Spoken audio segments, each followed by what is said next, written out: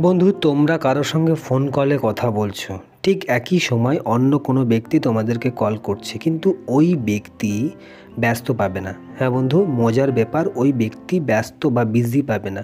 ওই ব্যক্তিকে বলবে যে আপনি একটি ভুল নম্বর ডায়াল করেছেন। তো কেমনভাবে বলবে একটু ভালো করে শুনে নাও। আপনি একটি ভুল নম্বর ডায়াল করেছেন, অনুগ্রহ করে ডায়াল করার আগে। তো বন্ধু, এই রকমটা বলবে। তোমরা যদি এই সেটিংসটা করতে চাও তাহলে অবশ্যই আমার এই ভিডিওর সঙ্গে থাকো। আমি সেটিংসটা করে দিচ্ছি খুব সহজে। বন্ধু, আমি আমার মোবাইল ফোনের হোম স্ক্রিনে চলে এসেছি, আর বাঁ সাইডে নিচের দিকে কল ডায়ালার আছে, ওখানে টাচ করলাম। টাচ করতে ডান সাইডে ওপরের দিকে 3 ডট বা 3টে ডট দেখতে পাচ্ছ, ওখানে টাচ করব। এখন মাঝে সেটিংস আছে, সেটিংসে টাচ করব। এখন একটু মাঝখানের দিকে কলিং অ্যাকাউন্টস লেখা আছে, ওই কলিং অ্যাকাউন্টসে আমি টাচ করব।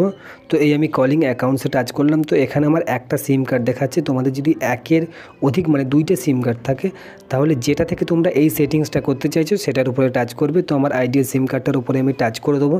টাচ করলে এখানে ভালো করে দেখো কল ফরওয়ার্ডিং লেখা আছে। তো বন্ধু, তোমরা যদি কল ফরওয়ার্ডিংয়ে টাচ করো তাহলে হয়তো তোমাদের দেখাতে পারে ভয়েস কল আর ভিডিও কল। তো আমারটা একটু অন্য দেখাবে। যাই হোক, তোমাদের ভয়েস কল ভিডিও কল দেখালে তোমরা ভয়েস কলে টাচ করবে।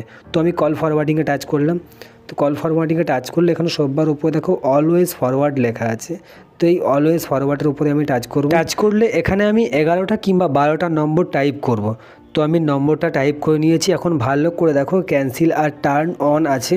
তো আমি টার্ন অনের উপরে টাচ করে দেবো। তো এই আমি টার্ন অনের উপরে টাচ করে দিলাম। টাচ করতে আমরা ভালো করে দেখো আপডেটিং সেটিং লেখা দেখতে পাচ্ছি, এবং নম্বরটা আপডেট নিয়ে নিয়েছে বা সেভ নিয়ে নিয়েছে। দেখো উপরের দিকে দেখাই যাচ্ছে নম্বরটা। তো বন্ধু, এখন থেকে যদি তোমরা কারোর সঙ্গে ফোন কলে ঘন্টার পর ঘন্টা কথা বলো, আর অন্য কোনো ব্যক্তি তোমাদের যদি কল করে, সে ব্যস্ত পাবে না।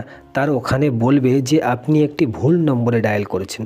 তো বন্ধু, ভিডিও বুঝতে কোনো সমস্যা হলে অবশ্যই কমেন্ট করবে। আর এই সেটিংসটা বন্ধ করতে চাইলে অলওয়েজ ফরওয়ার্ডের উপরে টাচ করতে হবে।